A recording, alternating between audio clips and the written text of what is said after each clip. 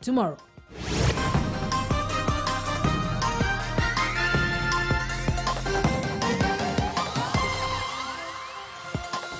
Glad you could join us tonight. We start off with matters Huduma Namba, and the current national identification cards will be rendered obsolete by December 12th next year. The IDs will be replaced by Huduma Namba cards, Kenya's magical number. The state has also announced that the countrywide issuance of the Huduma Namba will commence on December 1st of this year. Our reporter Brian Obuya headlines tonight's broadcast. From the 1st of next month, Kenyans will receive text messages from the government on where they will collect their Huduma cards. This will apply to the 37 million Kenyans who applied for the card. The CS Interior Fred Matiang'i was speaking in Kiambu, where he rolled out the distribution of the cards. One way to liberate Kenyans is to create a platform, an electronic platform, where all information about our people is found. And with one card, your details are available. That is why it's called a single source of truth. 3 million Kenyans would have received their cards by the start of January 2021. Another 5 million by February next year. Another mass registration for the Huduma Namba is set for April 2021. Close to 10 million of Kenyans who did not take the card are expected to enroll next year. The government expects the card to eradicate corruption in government offices. There is an enemy called the file that we are trying to remove from public service. The file imepotea. Tinunulia enda uone wazee wakati wa lunch, ona hawa wazee hivi ili file ipatikane. Sasa hakuna wakati wa kuona mtu mwingine yeyote. Huo wakati umekwisha na hii. Hakuna mtu wa kuonwa. You will not be able to vote, pay taxes, acquire healthcare services, apply for a driver's license and birth certificate, sell or buy land as well as operate a bank account without the seemingly almighty card. But Huduma Namba has not been without its share of criticism. For a start, there have been complaints of clerks who are not paid despite having registered Kenyans for the same.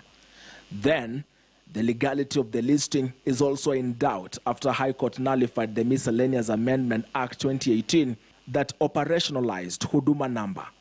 At the time, the government had held it was ready to roll out the issuance of the cards, but was awaiting the National Assembly to approve the appointment of a data commissioner. That position has since been assumed by Ms. Immaculate Kasait. Ya muhimu wewe kama Mkenya ni kwanza kuuliza, hii yote inaenda wapi? Kazi yangu kama data commissioner ni kuhakikisha ya kwamba wakati hiyo data imechukuliwa, imewekwa vizuri na inatumiwa kwa ile njia inayofaa.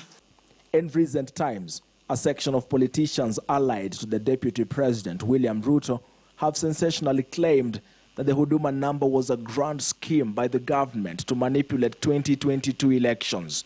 Claims that the government has trashed.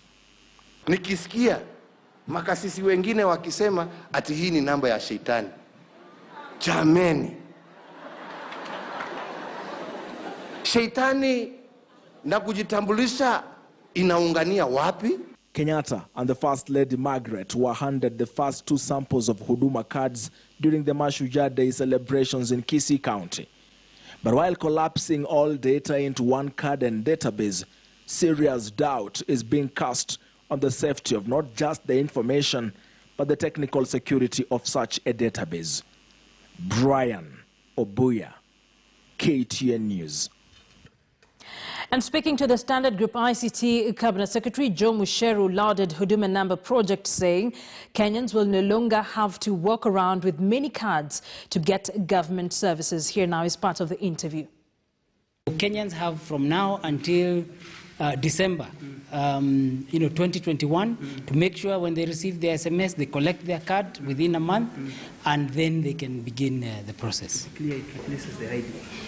It will replace the national ID, it will replace NHIF, it will replace all the other cards, because within your Huduma card will be all the other cards.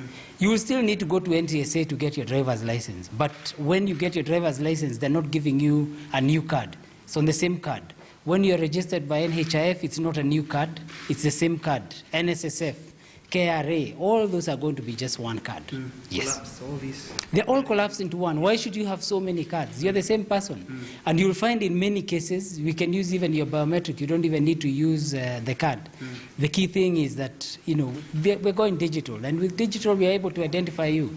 You do a lot of banking services just using your mobile phone.